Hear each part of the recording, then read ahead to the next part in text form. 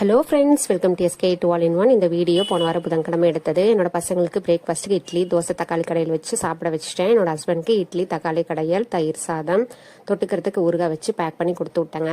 அன்னைக்கு எல்லாமே சிம்பிளாக தாங்க பண்ணேன். வியாழக்கிழமை ஸ்போர்ட்ஸ் டே வச்சிருந்தாங்க. என்னோட பெரிய பையன் மார்ச் ஃபாஸ்ட்ல இருந்தனால அவரை மட்டும் விட்டுட்டு என்னோட சின்ன பையனை மட்டும் கூட்டிட்டு ஊருக்கு கிளம்புனாங்க. அவருக்கு பிடிச்ச மாதிரி செய்யலான்னு உருளைக்கிழங்கு ஃப்ரை பண்ணி சாதம் ரசம் தயிர் இருந்தது. அதை வச்சுட்டு நாங்களும் அதை சாப்பிட்டுட்டு நாங்களும் கிளம்பிட்டோம். ஈரோடு போகிற பஸ்ஸில் ஏறினா வெப்படைங்கிற இடத்துல இறங்கி மறுபடியும் பஸ் மாதிரி போகணும். அதுக்கு தான் போயிட்டு இருந்தோம். அப்போ எடுத்த வீடியோ. ஸ்போர்ட்ஸ் டே இல்லாமல் ஸ்கூல் மட்டும் இருந்ததுன்னா 2 பேர்த்தையும் லீவ் போட்டு கூட்டிகிட்டு போயிருந்தப்போம். ஸ்போர்ட்ஸ் டேல என்னோட பெரிய பையன் மார்ச் ஃபர்ஸ்ட்ல இருக்கவும் அவரை விட்டுட்டு நாங்கள் 2 பேர் மட்டும் கிளம்புனோம். எனக்கு மார்ச் பாஸ்ட் பண்ணுறதை பார்க்கணுன்னு ரொம்ப ஆசையாக இருந்தேன்.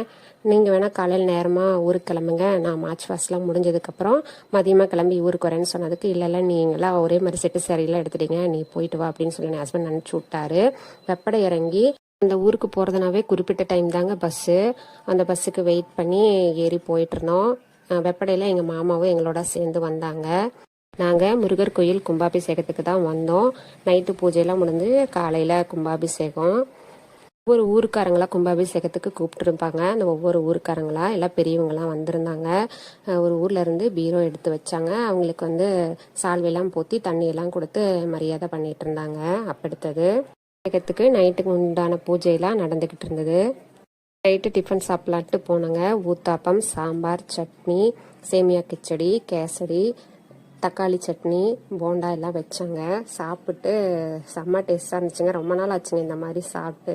இதெல்லாம் சாப்பிட்டு முடிச்சதுக்கப்புறம் கடைசியாக தயிர் சாதம் வச்சாங்க. அதுவும் சாப்பிட்டு கோயிலுக்கு போயிட்டோம். நைட்டு பூஜையெல்லாம் பார்த்துட்டு படுத்துங்கிட்டு காலைல எழுந்திரிச்சு பொறுமையாக தாங்க கிளம்பணும். 9 மணிக்கு தான் கும்பாபிஷேகம். எல்லாம் ரெடி ஆகி எல்லாம் ஃபோட்டோஸ்லாம் எடுத்துக்கிட்டோம். அப்போ எடுத்தது இதுதான் என்னோட தம்பி, எங்கள் அத்தை பையன். எல்லாம் ஒரே மாதிரி சாரி கட்டி எல்லாம் ஃபோட்டோலாம் எடுத்துட்டோம். கும்பாபிஷேகம் ஆகிறதுக்குள்ளே சாப்பிட்டு வந்துடலான்னு போய் வேகமாக சாப்பிட்டு இருந்தேங்க. ஊத்தாப்பமும் சட்னி, சாம்பார், உப்புமா கழியிருந்தாங்க. அதையும் சாப்பிட்டுட்டு வேகமாக நான் கோயிலுக்கு வந்துட்டேங்க கும்பாபிஷேகத்தை பார்க்கறதுக்கு. இந்த அளவுக்கு தான் என்னால் வீடியோ எடுக்க முடிஞ்சது.